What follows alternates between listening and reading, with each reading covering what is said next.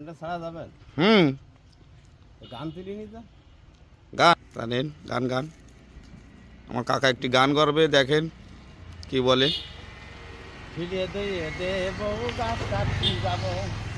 ওই সাজের আগে শাড়ি এনে যাও রান্ধে খাবো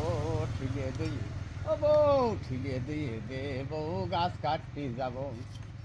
ওরে ঠিলিয়ার গলায় কানাস লাগাও বালদারা কান কই ওই বালদারা কান আগই দাও দাও ধরাইয়া লব ঠিলিয়ে দিয়ে ও বউ ঠিলিয়ে দিয়ে দেব গাছ কাটি যাব ওই ঠিলের গলায় কানাস লাগাও বালদারা কান কই ওই বালদারা কান আগই দাও দাও ধরাইয়া লব ঠিলে দিয়ে ও বউ ঠিলে দিয়ে দে বউ গাছ কাটতে যাব ওই সাজর আর ঝাড়ি এনে যাও রান্ধে খাবো ঠিলে দিয়ে ও বউ ঠিলে দিয়ে দে বউ গাছ কাটতে যাব ওরে খেজুর গাছে চুমড়ে বেরিলে তোরে আইনা দিব ওই রস গুড়ু পাটাল বেশ তোর গয়না গড়িয়ে দেবো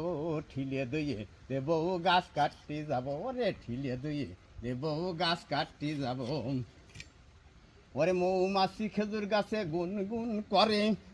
ওরে আমার খেজুর গাছের রস লইয়ে মধু তৈয়ার করে ঠিলে দিয়ে দেবো গাছ কাটতে যাব রে ঠিলে দিয়ে দেবো গাছ কাটতে যাব অনেক সুন্দর গান করলো আমার কাকা কাকা কালকে কি রস দেওয়া যাবে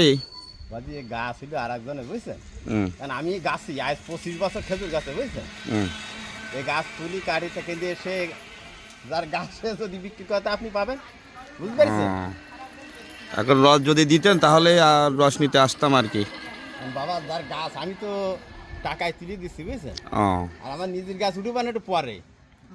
তখন দেওয়া যাবে আর কি 25 বছর খেজুর গাছে বুঝছেন আল্লাহর রহমতে। আচ্ছা ঠিক আছে আর আমি সবসময় ভালো রস দিই আল্লাহর রহমতে কোনো এটা হলো কেশবপুর অঞ্চলে গাছ কাটা হচ্ছে অনেক সুন্দর গান করেছে কাকা আপনারা দেখবেন ছিলেন, বুঝছেন আমার আব্বা একজন শিল্পী ছিলেন ও আব্বা মারা গেছে আজ 5 বছর কাকার বাপও শিল্পী ছিল সেও এখন শিল্পী এখন আপাতত গাছ কাটতিছে 25 বছর খেজুর গাছে 25 বছর ধরে সে গাছ কাটে তার অভিজ্ঞতা আছে ভালোই এই যে নলি গাছে পুঁততিছে দেখেন কিভাবে পুঁতে দেখেন অনেক সুন্দর প্রতিভা আছে তার এখন কিন্তু রস বেরোবে এই যে ভাড় বাঁধাবে সে এটাই করতেছে দেখেন এই যে ভাড় বাঁধাচ্ছে দেখেন ফুলের এই যে। আউটলি বেশি ভালো ঠিক আছে আল্লাহর রহমতে বুঝছেন